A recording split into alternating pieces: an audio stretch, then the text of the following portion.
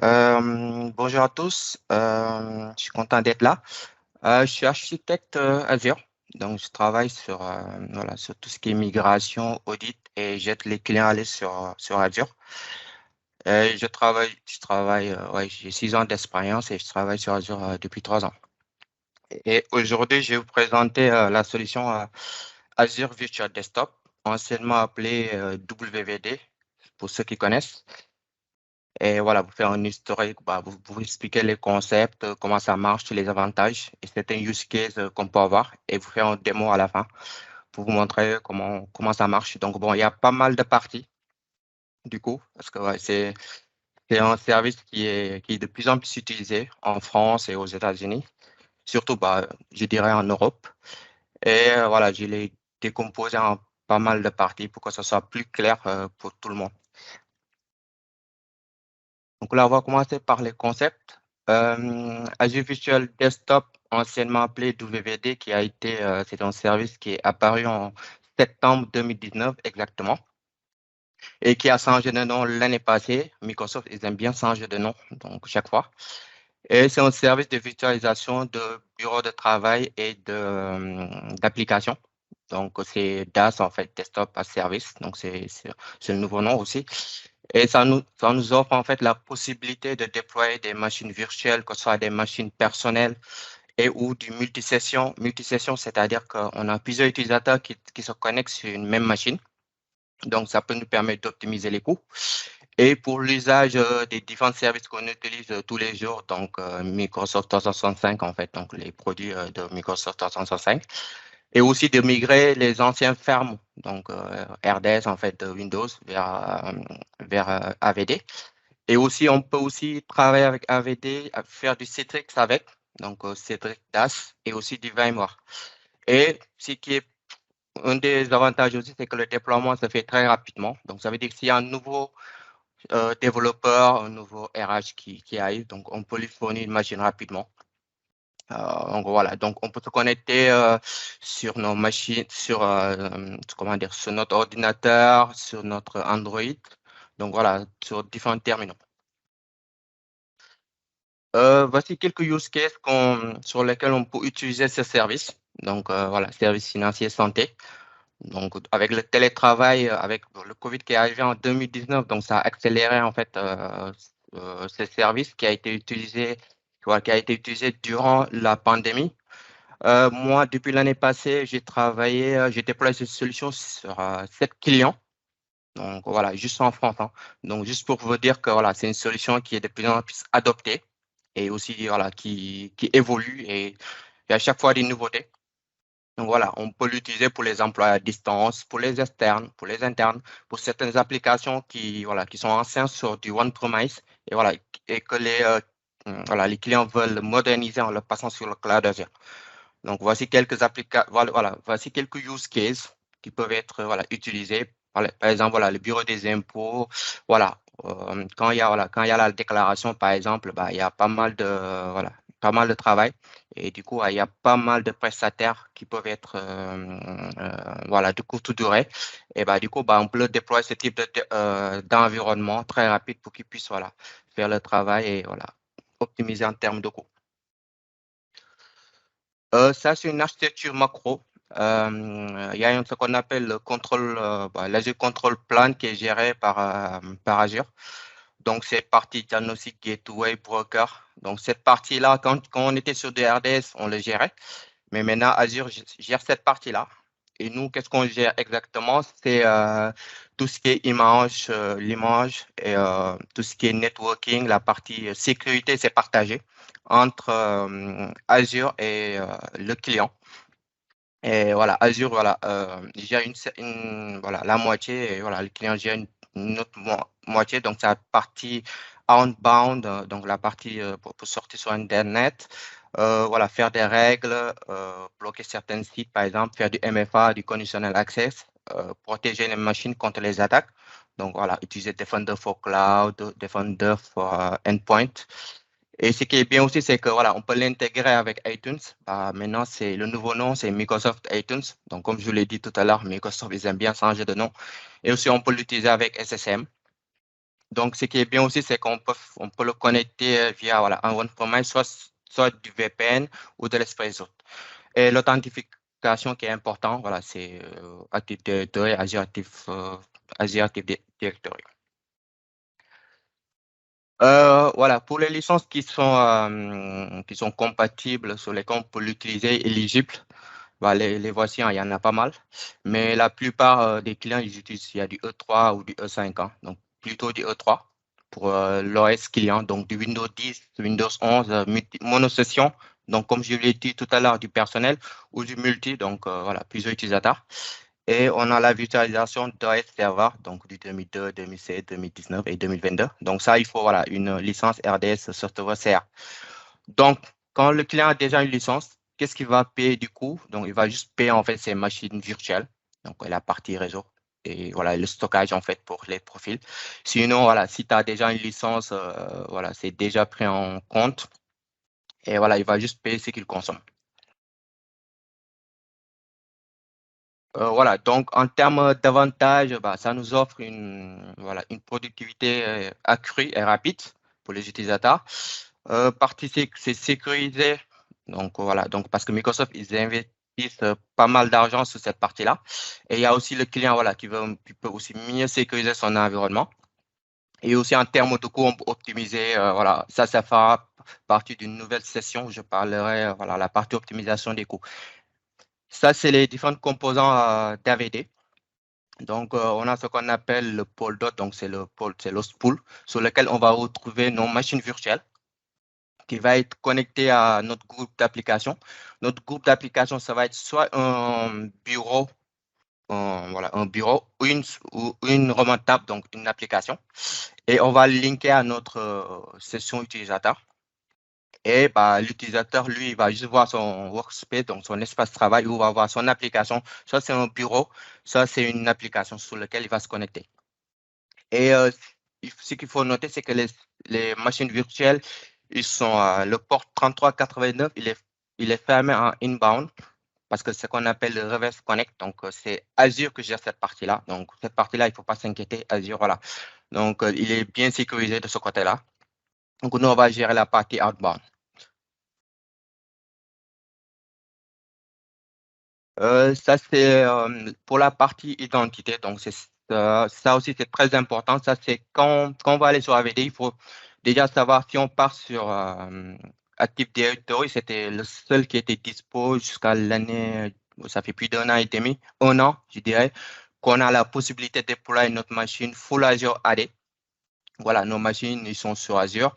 Et on peut les enrouler avec iTunes, donc gérer certaines policies, voilà, donc des policies, donc gérer aussi tout ce qui est sécurité, les pipelines, et aussi faire voilà pas mal de voilà et aussi voilà faire du conditional access. Donc avec l'Active Directory, on peut faire de l'hybride, donc connecter voilà notre Active Directory sur Azure avec AD Connect et pour que nos machines soient connectées via sur le port sur Azure Active Directory. Voici quelques use cases qu'on peut utiliser. Il y en a une, bah, je dirais, bon, c'est le plus utilisé, moi. Bon, la plupart des cas, c'est celui-là que je rencontre, c'est d'installer un DC en fait. Donc, il y a un DC qui est déjà sur le on-premise. On installe un autre DC sur Azure qu'on synchronise. Donc, voilà. Et ce qui est bon bah, du coup, bah, tu n'as pas besoin voilà, d'arrêter tes machines. Contre, bah, c'est juste que bah, tu as une gestion supplémentaire d'une autre machine de Native Directory sur Azure, mais bon, ça va, c'est gérable. Et un autre service qu'on appelle Azure Active Directory Services. Ça, c'est utilisé idéalement juste pour faire des tests, hein. Donc, si on peut faire un POC, par exemple, et tout, on peut l'utiliser. Et il y a l'organisation hybride, c'est-à-dire que bah, tu connais juste ton on-premise à Azure. Tu n'as ni contrôleur de domaine sur Azure, ni d'Azure ADDS. Mais par contre, tu peux rencontrer des latences. Mais ça m'est arrivé que voilà, je puisse mettre en place cette solution hybride. Et voilà, on a pu optimiser en termes d'express route et ça marchait très bien. Donc, voici certaines options qu'on peut avoir. Et ou sinon, bah, c'est de faire les machines full Azure AD. Donc, voilà, tu gères pas la partie ni connexion VPN ou voilà, ou DC. Ouais, comme je disais tout à l'heure, donc on a les sessions qui sont juste jointes à un domaine Active Directory qui est sous OnePremise. Donc pour ce faire, comme je l'ai dit tout à l'heure, bah, on connecte notre VPN OnePremise. On fait ce qu'on appelle Hub and Spoke, c'est-à-dire on sépare notre hub qui va contenir notre identité, donc notre landing zone, hein, identité réseau. La partie Spoke, voilà, qui va contenir par exemple nos VM ou nos app services, par exemple. Et du coup, on connecte les deux parties et bah, du coup, on pourra voilà, créer nos machines sur la partie Spoke. Donc, ce qui est important de noter, c'est que le domaine AD doit synchroniser avec notre Azure AD. Du coup, soit c'est avec AD Connect ou Azure ADDS. Et bah, il faut que les utilisateurs soient synchronisés. Donc, c'est très important pour que ça puisse marcher. Ça, c'est une des options qu'on peut avoir. Sinon, il y a la deuxième option sur laquelle les clients sont en train de tester, c'est Full Azure AD. Par contre, voilà, il y a certaines limitations, hein. On peut avoir du personnel qui marche avec les profils locaux. Le pôle desktop qui peut marcher aussi, mais pour l'instant, bah, on peut faire du FS Logix. J'en reviendrai bon, je ferai une présentation le mois prochain ou le mois qui suit, qui nous permet voilà, d'avoir nos profils itinérants. Comme ça, l'utilisateur, il peut sauter d'une machine à une autre en gardant son profil. Mais quand on fait de l'Azure AD joint, pour l'instant, pour ce type de déploiement, c'est pas encore possible. Bah, c'est possible, mais c'est en mode preview. Et en mode preview, c'est pas recommandé comment ça s'appelle, de mettre en place en production. Donc, on peut le tester en POC. Et aussi, il faut que le PC client soit Azure AD ou hybride Azure AD joint ou Azure AD. Et que ce soit dans le même tenant que les machines virtuelles. Voilà, j'ai parlé des images. Il y a pas, bon, dans le master, donc il y a pas mal de possibilités qu'on peut mettre en place. Déjà, Azure, il propose ce sont galeries, en fait, des images déjà prêtes. Excusez-moi. Sinon, on peut prendre voilà, une image voilà, qu'on customise. On installe les applications, toutes les applications qu'on veut, qu'on optimise. Après, on va prendre un snapshot, on va faire un sysprep. On capture la machine, on crée ce qu'on appelle un Azure Compute Gallery où on va stocker toutes nos images, toutes nos versions. Du coup, Element Definition, ça va nous permettre voilà, de savoir quelle version qu'on a, quel type de SKU, et après d'ajouter les versions. Donc, on peut avoir chaque mois une version ou chaque 2 mois, ça dépend. Et à droite, c'est ce qu'on appelle le replication count. Donc, quand on crée l'image, on peut répliquer notre image soit dans une autre région. Donc, si on déploie sur Nord Europe, on peut le répliquer aussi sur West Europe. Et là, vous voyez 5 replication count. Ça nous permet de créer 100 machines virtuelles simultanées. Mais par contre, un seul replication count nous permet juste de créer 20 machines virtuelles qui sont disponibles. Donc, si on veut créer, par exemple, 200, il faut 10 replication count. Donc, je vais vous montrer tout à l'heure sur le portail. Ça, c'est une des autres possibilités aussi. C'est Packer. Donc, voilà, qu'on peut utiliser en fait HashiCorp pour créer comment ça s'appelle, pour créer notre image. Donc, voilà, ça, c'est les différentes approches, les étapes. Donc, on prépare les prérequis sur Azure, on crée un JSON, voilà, on le définit et après on le crée. Ça aussi, on peut l'utiliser, ça s'appelle Azure VM Image Builder Service, qui est, voilà, qu'on peut customiser en fait et qu'on peut déployer via Azure DevOps, du coup. Donc, on récupère nos sources. Du coup, on crée un management identité, on crée un custom rule, voilà. On donne les bons droits et on crée le champ galerie, on crée notre image avec tous les paramètres à mettre en place pour ça. Et après, voilà, on le met en place. Donc, ça, c'est les différents types voilà, de mise en place de l'image qu'on peut avoir pour pouvoir voilà, mettre en place nos machines virtuelles. Là, c'est un dimensionnement en fait qu'on pourrait avoir pour, euh, pour, euh, pour nos déploiements. Donc, ça c'est pour du multisession. Donc, on peut avoir en fait, la plupart du cas qui est utilisé, c'est du D4 V4 ou du F4, donc, ou du D8 V4. Donc, pour du D4 V4, on a 4 CPU, 16 RAM. Donc, c'est recommandé d'avoir 2 utilisateurs maximal par CPU. Ça, c'est la recommandation de Microsoft, hein. Mais après, voilà, c'est à customiser avec le client, en fait, pour la mise en place. Et on va en fait, voilà, pour ce type de déploiement, on peut le faire pour les consultants, pour les développeurs, pour les ingénieurs. Et du coup, voilà, si c'est des applications qui tournent, par exemple du SAP, voilà, des applications un peu plus puissantes, du coup, bah, on peut utiliser voilà, un type de charge intensif ou power. Et du coup, bah, on va augmenter notre SKU, ça va être du T8 ou voilà, donc du NV2.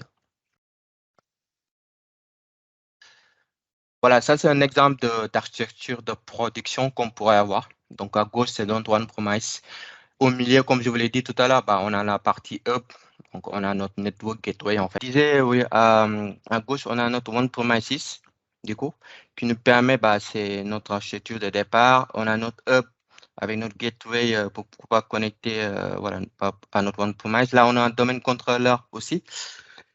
Et à droite, on a nos machines virtuelles qui vont déployer avec notre master, avec notre image et notre FS Logix aussi qui va être déployé pour permettre voilà, d'avoir notre Azure File sur lequel on va stocker nos profils d'utilisateurs. Donc ça, c'est un exemple d'architecture qu'on peut avoir voilà, en production chez différents clients. Voilà, là c'est la partie load balancing, on en a trois du coup. Ça c'est la partie breakfast en fait. Ça c'est là on voit en fait différents utilisateurs sur différents types de machines virtuelles. Là on équilibre en fait le nombre de machines virtuelles par rapport au nombre d'utilisateurs du coup. Donc ça permet d'optimiser en termes de performance le charge de travail de l'utilisation des machines virtuelles. On a la partie deep first, en fait, ça c'est la mode profondeur, c'est-à-dire que bah, on met le maximum d'utilisateurs sur une machine virtuelle et du coup, ça nous permet d'optimiser en fait en termes de coût. Donc, ça dépend du use case de l'utilisateur, du client. Bah, moi, ça m'est arrivé de mettre soit du deep first ou du deep first en fait, donc ça dépend juste du contexte du client. Et le dernier, en fait, c'est le mode, ce qu'on appelle persistant, donc c'est le mode personnel, c'est-à-dire que bah, chaque utilisateur a sa propre machine avec son SKU bien défini. Donc ça, c'est la partie load balancing. Donc voici les différentes charges qu'on peut avoir. Pour le déploiement, on en a pas mal de types. Donc soit on peut le faire passer sur le portail Azure, PowerShell, Azure CLI, template ARM, Bicep Terraform. Moi, j'utilise plutôt du Terraform. Et voilà, et je déploie via Azure DevOps, donc full Terraform et du DevOps. Il y en a d'autres qui utilisent du Bicep ou du GitHub Action, mais pour l'instant, moi de mon côté, voilà, c'est du Azure DevOps et du Terraform. Donc après, c'est un choix par rapport au client et voilà, et de ton côté, les recommandations que tu donnes. Donc voilà, mais Bicep et Terraform, ça marche très bien. Voilà, et pour qu'ils ne savent pas, Biceps, bah, c'est le nouvel infra Ascot qui est full Azure. Voilà les différentes options, paramètres mises en place, les concepts. Et là, je vais faire un démo, je vais vous montrer en fait comment ça marche pour mettre en place les différentes caractéristiques que je vous ai présentées. Donc là, bon là c'est mon AD, hein, ça c'est mon master. Donc là, je vais vous montrer rapidement comment ça marche. Voilà, là, je vais choisir mon ressource groupe. Là, c'est ma souscription. Je mets Golden Image. Pour Availability Zone, non, pas besoin. Et là, je vais chercher mes images. Donc, comme je vous le disais tout à l'heure, bah, là, on en a déjà une. Bah, c'est Windows 10 multisession. Sinon, on peut avoir du personnel. On peut aller dans le workspace et on va le chercher. Donc, il est là, Windows 10 Enterprise. Voilà, voilà, Enterprise, ça c'est quand on veut déployer du personnel, sinon ça c'est du multisession. Donc nous je vais vous montrer, voilà, on va prendre du multisession. Le type de sécurité, on en a pas parlé, du standard, du test launch, donc c'est les versions V2 et voilà, ça c'est le dernier qui est sorti récemment. Donc il offre bah, pas mal d'avantages en termes de protection sur la hardware et sur l'OS. Donc, on va aller sur le Trusted Launch. Voilà, on choisit, là, on choisit l'SKU. Donc, je prends un D4, V4. Je renseigne mon nom et mot de passe. Voilà. Bon, là, on ouvre pas le port, on confirme, on choisit notre disque. Bon, du SSD, ça fait l'affaire. Même en prod. Là, on choisit notre network. Donc, voilà, moi, j'en ai déjà certains créés. Là, c'est NSG, du coup, network. Là, c'est la partie management. Bon, là, c'est pas important. Là, c'est la partie monitoring, tag, review and create. Donc, voilà, là, du coup, voilà, ça nous permet de créer notre machine virtuelle.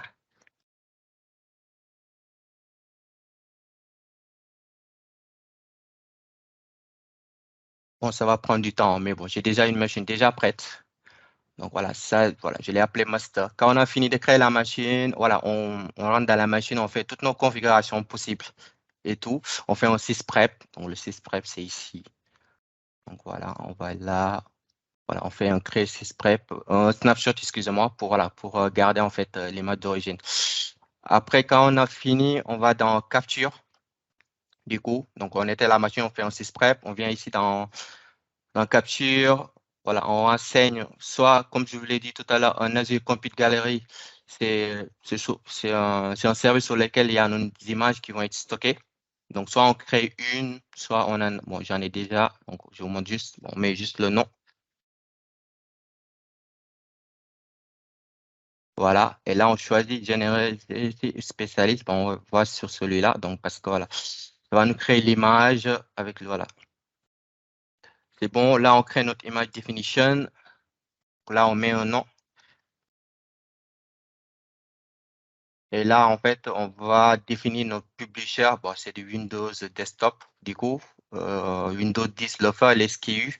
C'est du Windows 10 21H2 AVD G2. Donc, ça, c'est le nom. Donc, quand tu veux faire sur du PowerShell et tout, c'est le nom à renseigner ou voilà, sur des ARM templates et tout. Donc, on met OK. On met notre version. On part sur du 1.0. On peut aussi définir en fait une date de fin en fait de notre master, hein. Donc on peut définir 22 décembre 2022 par exemple. D'accord. Bon, le truc là, voilà. Le replication count, comme je vous l'ai dit tout à l'heure, là, par exemple, si je mets 5, donc il va me le répliquer. Donc ça veut dire que j'ai la possibilité de créer 100 machines virtuelles. Je peux le répliquer sur une autre région, hein. Par exemple, West Europe, même chose, hein. Et ça, c'est le storage account. Donc on a du LRS, donc le storage local, des zones de redundancy, du premium. Les zones de redundancy, ça va nous le répliquer sur 3 zones, voilà, sur une région, par exemple. Même chose, voilà. Là, c'est bon, on met les tags.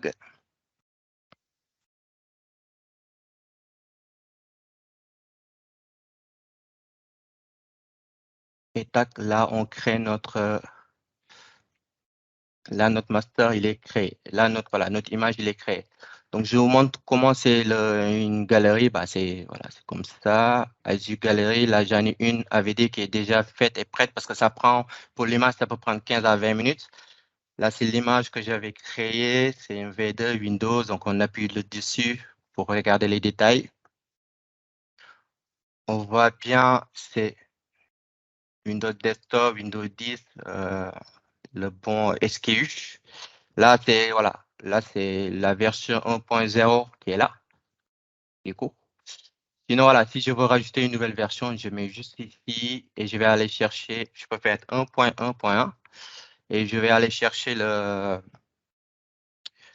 exemple,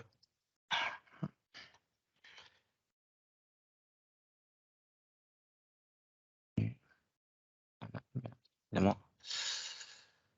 Voilà, et là, en fait, on va aller chercher soit notre image version, soit on va aller aussi chercher une autre image, du coup, sur notre galerie. Voilà. Et il faut aussi noter qu'on peut aussi faire, on peut aussi customiser une image hein, sur VMware, sur Hyper-V aussi. C'est une possibilité et l'amener aussi sur Azure pour pouvoir, voilà, mettre notre master ici et le stocker dans notre galerie. Donc voilà, là c'est bon. Là, on a créé notre machine, on a mis notre master. Donc, dernière étape, donc on a le service qui s'appelle Azure Virtual Desktop qui est là. Et avant tout ça, il faut déjà enregistrer le provider. Donc, on va dans notre souscription, c'est là. Et le provider, on tape juste desktop. Il est là, Microsoft Desktop Virtualization. Il faut l'enregistrer. Moi, ça m'est arrivé, voilà, sur certains clients que c'était pas enregistré par défaut. Donc voilà, il fallait le faire, sinon ça ne marchera pas. Donc après, on retourne sur notre service. Donc, comme je vous l'ai expliqué tout à l'heure, on a notre host pool, l'application gateway, le workspace. Là, c'est la partie monitoring. La scaling plan, c'est pour tout ce qui est optimisation en termes de coûts. Et là, c'est une licence, en fait. On peut avoir une licence pour juste déployer des machines AVD qui est différente des licences que je vous ai présentées tout à l'heure. Mais ça va juste vous permettre d'accéder aux machines virtuelles. Donc là, on a notre host pool. Donc, on va créer un nouveau host pool. Donc, souscription, ressources groupe. On met un nom. On va mettre pool, VDI, VDI 1. On choisit une région pour notre metadata. Là, en fait, validation environment, ça nous permet de, si on veut tester, si on est en mode pop, on peut mettre yes. Comme ça va nous remonter certains problèmes, certains bugs, du coup. Mais quand on va en prod, voilà, il faut mettre non. Là, comme je vous l'ai expliqué tout à l'heure, on a deux types d'applications qu'on peut déployer. Soit c'est du desktop ou du remontable. Ça, c'est nouveau. Avant, on ne l'avait pas par défaut. Et du coup, voilà, nous, on veut un bureau. Donc, on va le choisir. Là, c'est le pool que je vous ai parlé tout à l'heure. On a du personnel du pool. Donc, on va parler du pool. Breakfast pour, voilà, pour de meilleures performances ou du deep first pour optimisation de coût. Et là, je mets 5 utilisateurs sur chaque machine. Là, on va ajouter nos machines virtuelles. Euh, là c'est le nom des machines virtuelles. Donc, on va mettre multi. Donc, ça va être le préfixe de notre machine virtuelle. Ça, c'est la location. Là, c'est pour faire de l'availability zone, donc la haute disponibilité. Bon, là, on n'en fait pas. Type de sécurité, on va prendre le mien. Là, tout à l'heure, je vous ai dit, voilà, il y a Azure qui propose déjà ces images déjà prêtes. Les voici. Du coup, donc, il y a les multisessions du Windows 10, Windows 11 avec les applications déjà installées ou pas. Et là, on va aller chercher le mien, donc celui que j'ai mis en place. Donc, c'est dans Item, sur une galerie. Et voilà, donc celui-là, c'est celui-là que je suis en train de créer là, qu'on a fait tout à l'heure. Et là, je vais aller prendre le multi, celui que j'avais avant. Voilà, c'est bon. On va aller chercher notre sizing. On choisit. Donc, ce qui est important, il faut choisir le même SKU que l'image principale voilà, pour qu'on ait le même, pour qu'on n'ait pas de problème. Donc là, on met une machine virtuelle, on choisit notre OS. Donc, on va utiliser SSD. Ça, c'est la partie boot. Donc, il faut l'enable. On va chercher notre virtual network. Là, c'est notre NG, on laisse en basique. Et là, en fait, voilà, les deux options, soit c'est l'Active Directory, soit c'est l'Azure AD, qu'on peut enrouler avec iTunes. Même avec Active Directory, avec Hyper-Joined aussi, on peut le faire. Donc là, on va faire Active Directory. Je mets les infos. Donc là, c'est le compte admin de mon AD.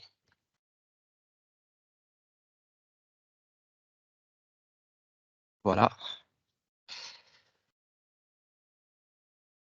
Je le mets dans le domaine. Et là, c'est l'OU, du coup. Donc, on va mettre AVT, DC, plus 12, virgule, DC égale FR.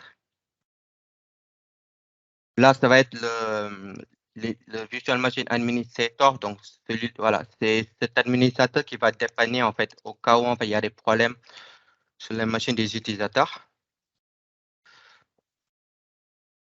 Je me passe ça.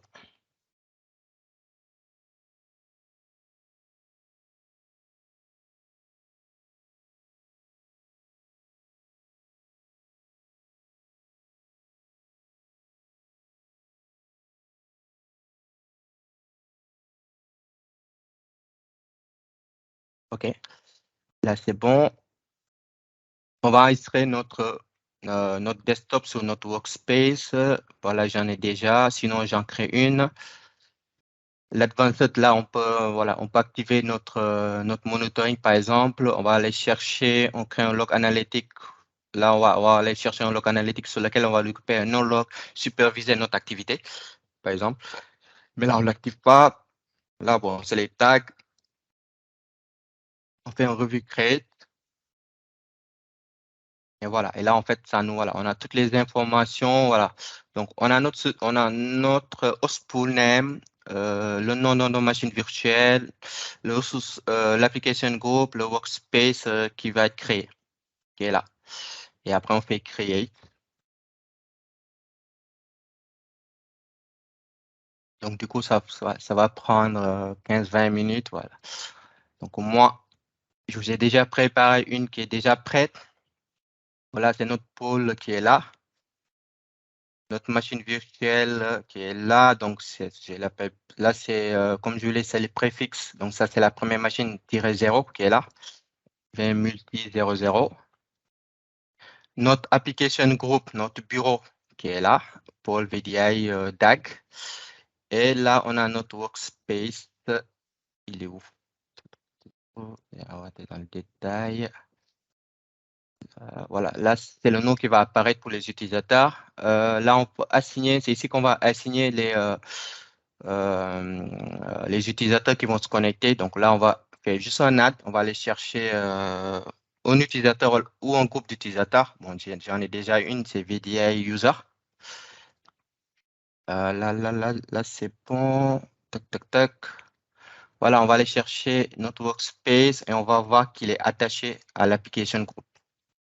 Donc ça, c'est des application group sur lesquels il est rattaché. Voilà. Donc voici en fait voilà, le composant d'AVD. Donc pour l'application group, le workspace, ça c'est les différents composants. Donc là, on a notre host pool, comme je vous l'ai dit, qui est créé avec les applications group. Et du coup, qu'est-ce qu'on va faire? C'est là, c'est bon, tout est déployé, c'est joli. Et là, on va aller se connecter. Du coup. Donc, il y a deux façons, hein. Soit on passe par le web. Donc, je vais vous montrer les deux possibilités.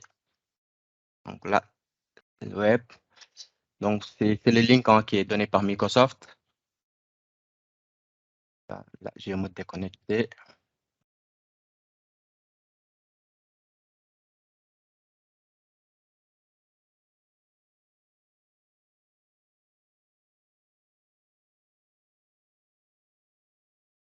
Voilà, donc on va tomber sur ça. Du coup, on va mettre notre nom d'utilisateur, notre mot de passe.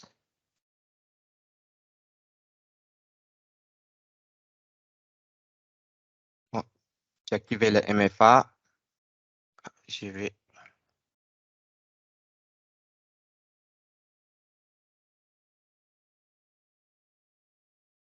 Tac. Voilà, là, on tombe sur notre workspace avec notre application group. On appuie dessus pour se connecter. Voilà, l'utilisateur, il va voir ça. On met autoriser.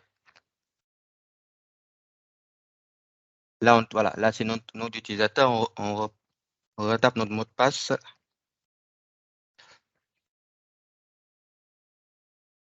Et voilà, là, l'utilisateur, il tombe sur son bureau.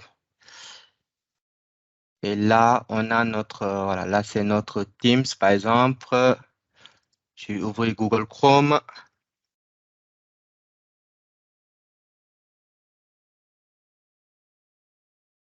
Voilà, et là, on voit YouTube. On voit, c'est pas mal. Euh,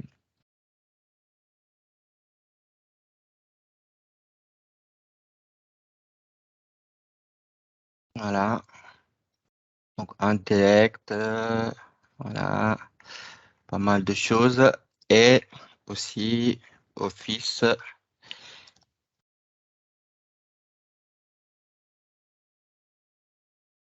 Ah, j'ai compris. Et ouais, ouvrir Word aussi.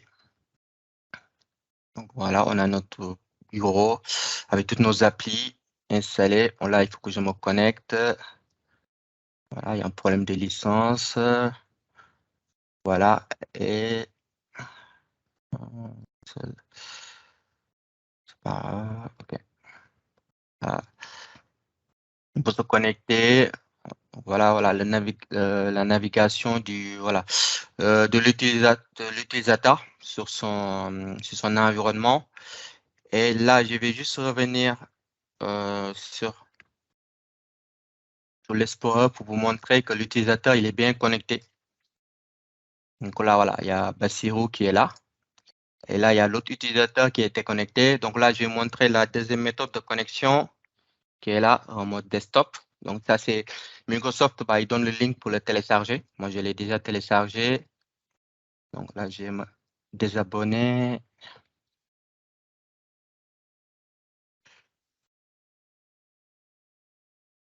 Voilà, là, on va utiliser un autre compte, hein. Donc, je vais utiliser user AVD1.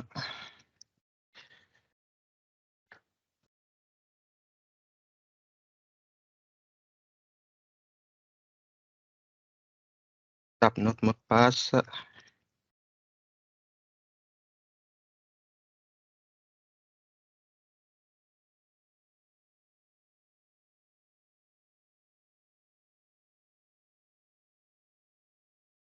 Là, il est là. Voilà, là, c'est Bassirou. Là, c'est le nouveau utilisateur. Donc là, je vais juste appuyer ici. Voilà, il va se connecter. Là, je tape le mot de passe.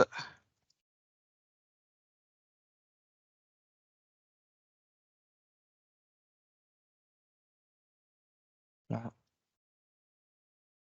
Voilà, et là, on tombe sur le bureau de l'utilisateur. Donc moi, d'habitude, moi, je préfère celui-là, les clients légers. Voilà, c'est mieux, c'est plus clair. Voilà, et là, bah, l'utilisateur, il va aller sur son navigateur. Il va travailler, il va ouvrir Word. Voilà, je recherche Meetup. Bon, le clavier, il est en anglais. Donc, Meetup, Azure et Office 365. Voilà, tac.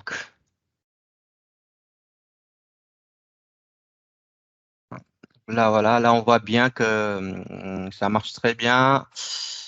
Je vais revenir. Et là, si on actualise, voilà, on voit qu'il y a deux utilisateurs qui sont sur cette machine-là.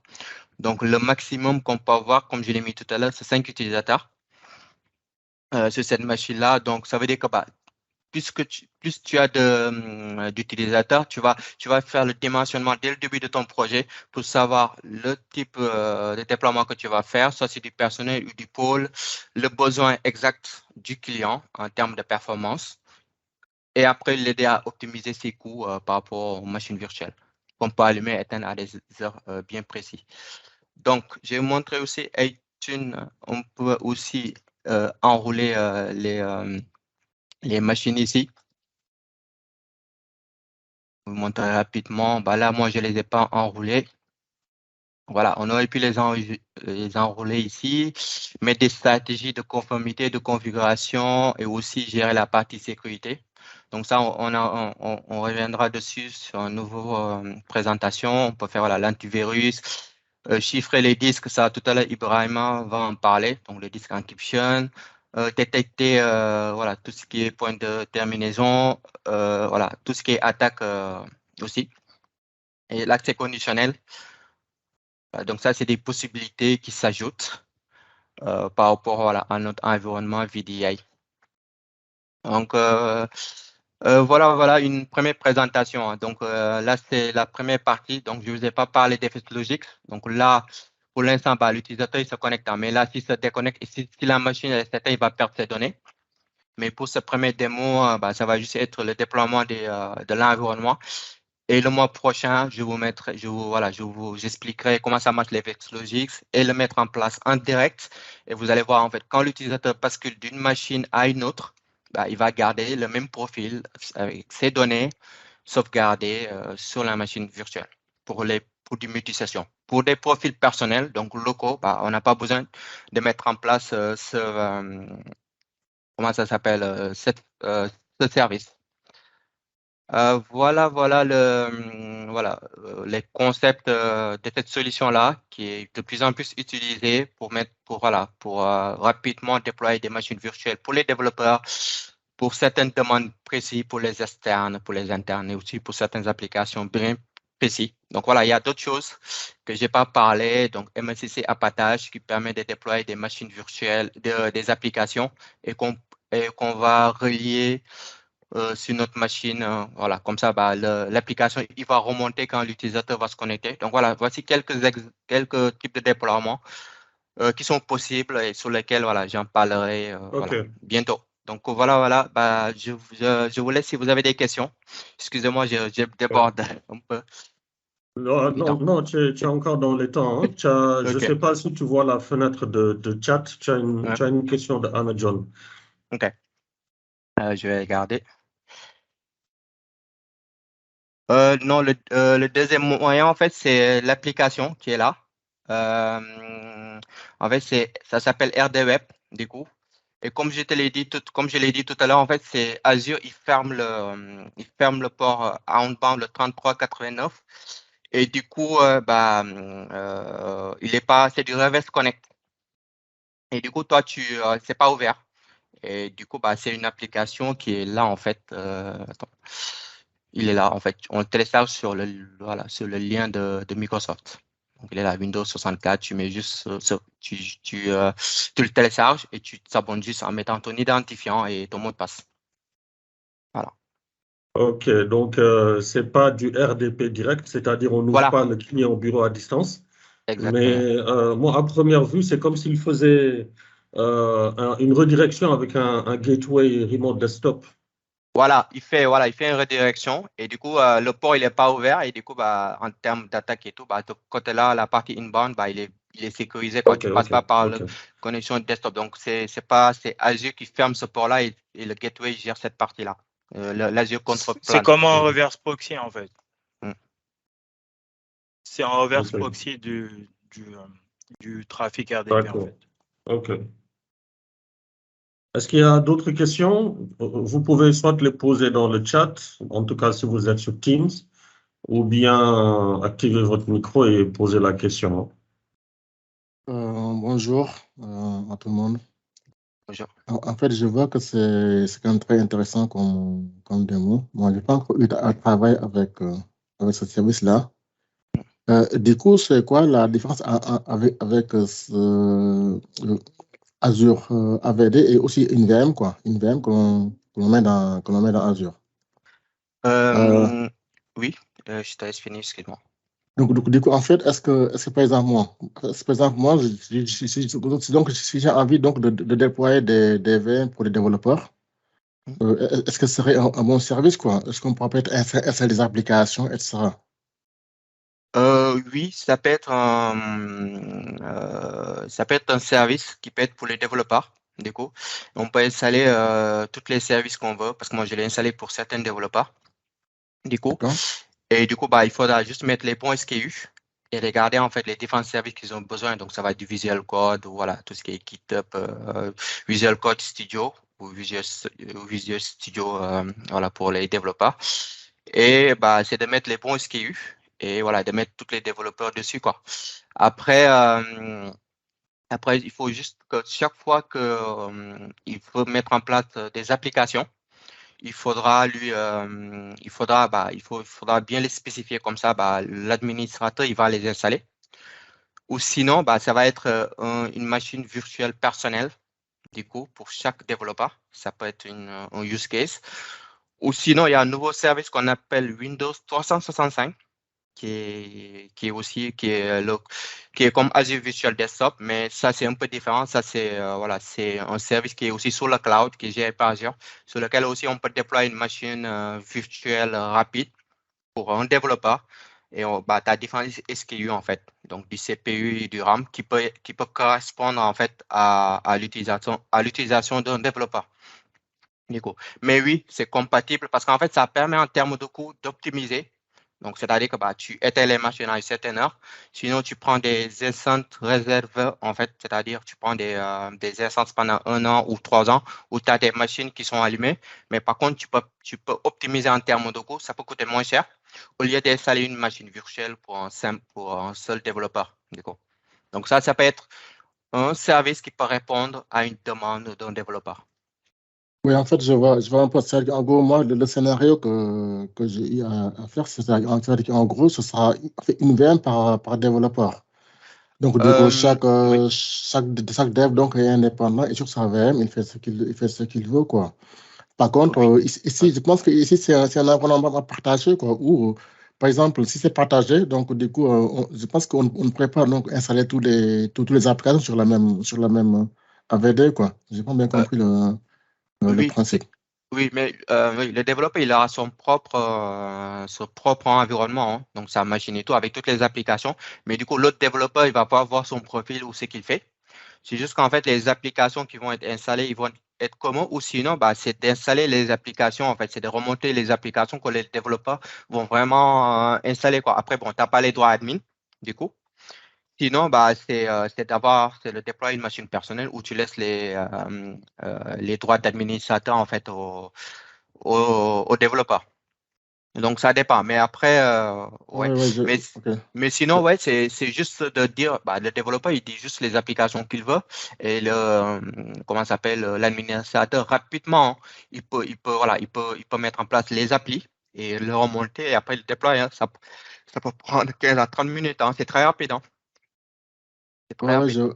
ouais, je vois. En fait, moi, je pense que pour l'instant, ça peut pas remplacer le scénario. Parce que, en gros, quand on fait du dev, Mhm. en général, donc, le dev, il est admin de son poste. OK. Donc, du coup, c'est pour ça, en fait, maintenant, au lieu que, maintenant, au lieu de donner les droits d'admin sur les PC, sur les PC qui ont été fournis par la société, Mhm. maintenant, on déploie les VM. Donc, OK. chaque dev se connecte sur son PC sur lequel il n'est pas admin. Et il se log sur une VM sur laquelle il est admin. Donc, il peut faire ce qu'il veut sur la VM.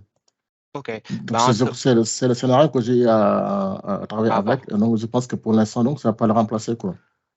Sinon, c'est de déployer, en fait, c'est d'avoir un host pool où tu déploies des machines personnelles et tu donnes les droits admin, hein. Tu peux laisser les droits admin parce que quand tu déploies du personnel, en fait, tu peux laisser les droits d'admin, en fait, à l'utilisateur. Du coup, donc, par exemple, ton développeur, et du coup, il peut faire ce qu'il veut, en fait. C'est-à-dire, tu peux installer des applications par défaut, du coup, donc pour les développeurs. Et du coup, quand il aura besoin d'autres applications, du coup, il pourra les installer parce qu'il a comment ça s'appelle, les bons droits, du coup. Mais en termes d'optimisation, du coup, ça peut être possible, mais ça va être plus cher que de partir sur du multisession, du coup. Donc, Ok, le d'accord. prix, ça peut être divisé par deux, quoi. Ok, d'accord, ça marche. Ok, merci. Donc, de rien. D'autres Oui, questions? Bassirou, tu as d'autres questions, tu as une autre question dans le chat, hein? OK, je regarde. Je regarde le chat.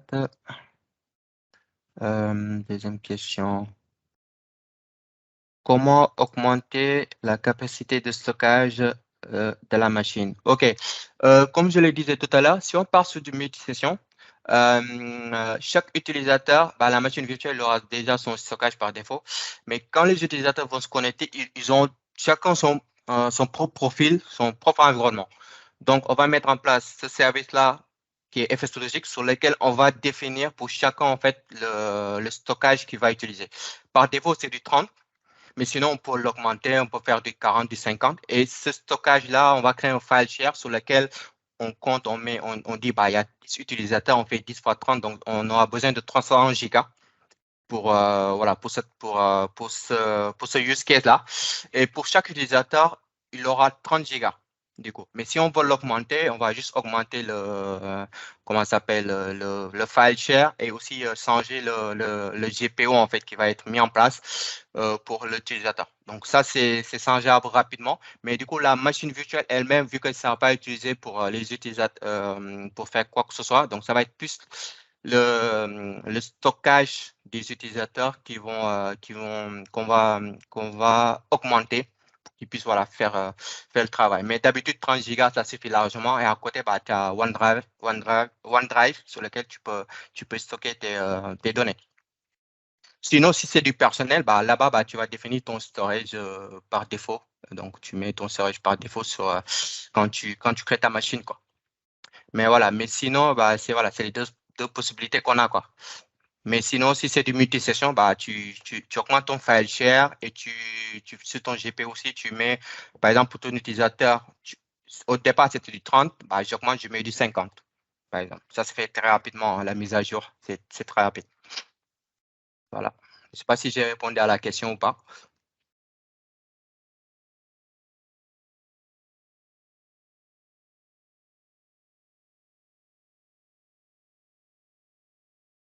OK. Bassirou, en attendant la réponse de Mokhtar, bon, moi, j'ai une question qui est un peu liée à celle de Gora tout à l'heure. D'accord, J'ai l'habitude de monter des VM, d'accord, par exemple pour des clients qui ont des applications, mais qui ne sont pas des applications web. OK. OK. Et voilà, ils veulent leur serveur sur du Azure. Donc, je leur monte le serveur, j'active les services remote desktop. Oui, J'active autant de licences qu'ils en ont besoin et je fais une connexion VPN. OK? d'accord, Donc, ça veut dire pour se connecter au serveur, il passe par un VPN et le OK, serveur n'a pas d'adresse IP publique. Maintenant, OK. quelle est la valeur ajoutée de cette approche avec Azure Virtual Desktop dans ce scénario-là? Qu'est-ce qu'il faudrait que je change Mhm. pour adopter cela? Et qu'est-ce que ça m'apporterait de plus? OK, donc ce que tu m'as expliqué, toi, tu gères tout ce qui est partie load balancing, la partie configuration de la licence et tout, quoi, c'est ça? Oui, oui, oui. Bon, de manière assez basique, hein, Mhm. c'est un serveur avec le remote desktop que j'active, Ouais, que je configure, j'active les licences oui, et les utilisateurs se connectent. Mais OK, via un VPN, jamais via l'adresse IP, jamais via une adresse IP publique. OK, ça marche. OK. Déjà, en fait, bah, ce que ça va t'apporter, déjà, tu vas pas gérer la partie licensing, la partie configuration, tu vois, ça, c'est déjà Mhm. géré par Microsoft. OK. Par rapport au VPN, je vais te montrer sur le navigateur ici Ouais. que la machine virtuelle elle-même, il n'a même pas d'adresse. Il est là, hein. Il a une Mhm. adresse privée. D'accord. Donc, du coup, il est où? Adresse privée. Tu vois, il n'a même pas d'adresse publique. Donc, il va Ouais, je vois sortir. ça en dessous, 10.2.1.5 Voilà, dans networking. Voilà. 10.2.1.5. Ah Donc, ouais. tu vois, donc celui qu'on a déployé tout à l'heure, il est là aussi. Mhm. Donc, déjà, toi, tu n'auras même pas configuré de VPN. Donc, déjà là, c'est une configuration qui est déjà, qui te diminue un peu le travail. Ouais, Euh, Après, deuxième, c'est la partie licence. D'accord. ouais, Vu que bah, tes utilisateurs, s'ils ont des licences sur Office du Microsoft 365 par défaut, déjà, bah, ça va te mettre des avantages par rapport aux services qu'ils vont utiliser mhm. par défaut. Donc, je ne sais pas si c'est du serveur ou c'est du client. Donc, si c'est du Non, c'est client, du tu as ça. serveur. C'est du Ah, c'est du serveur. serveur. Ah, Oui. OK. Bah, c'est du serveur, bah, il faudra mettre la licence CAS, Nico. Donc, Ouais. comme je l'ai parlé tout à l'heure.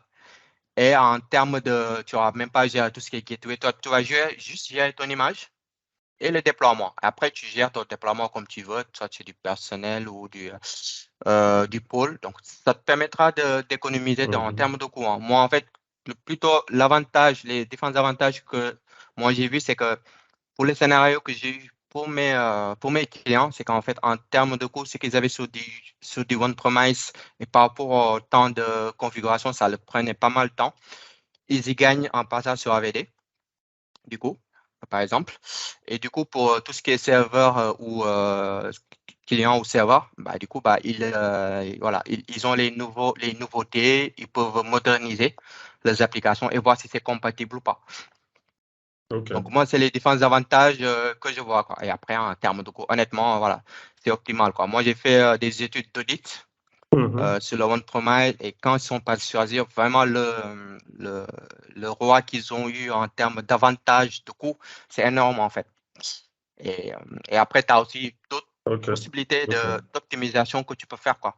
Donc voilà, après, tu peux migrer ton RDS, hein, c'est possible. Tu migres ton déploiement que tu as là sur Azure très rapidement et tu vas voir les différents avantages que tu pourras avoir, quoi. En termes, voilà, tu peux faire du multi et voilà, et voir en fait voilà, si ça correspond ou pas. Donc, tu peux même faire un POC et tester. OK.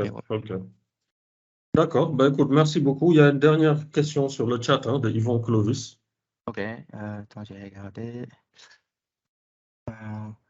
Conversation.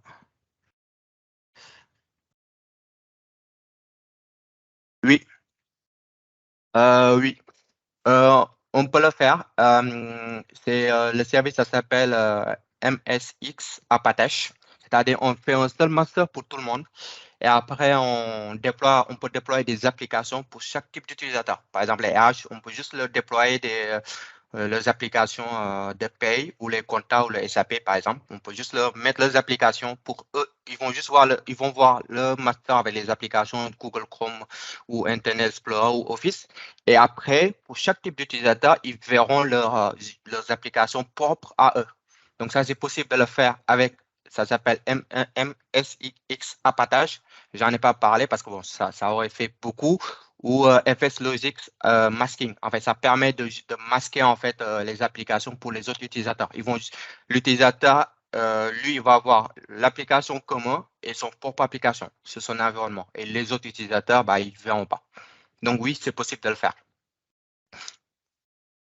Et c'est très bien aussi. Donc, si j'ai une session sur ça, ouais, je le mettrai, voilà, je ferai la présentation et les démos. OK. Ben, écoute, ça, c'est déjà un bon rendez-vous pour le meet-up de novembre. Hein. Donc, ouais. tu peux Soit déjà bloquer je ton parle calendrier. d'FS Logic, ouais, parce qu'en fait, il y aura FS Logic, MSC Apache, monitoring, sécurité aussi. Donc, c'est un point aussi très important sur lequel, en ce moment, voilà, j'ai pas mal de sujets dessus chez des clients. Donc, voilà. Donc, c'est des sujets, voilà, qui reviennent, qui sont très importants. Et voilà, je voudrais bien vous en partager autour d'expérience et voilà, la solution. Donc, après, si vous avez des questions, n'hésitez pas. J'ai mon LinkedIn. Écoute, on prend ça comme rendez-vous pour les prochaines sessions, la prochaine ou les prochaines. Tu peux le segmenter comme tu veux.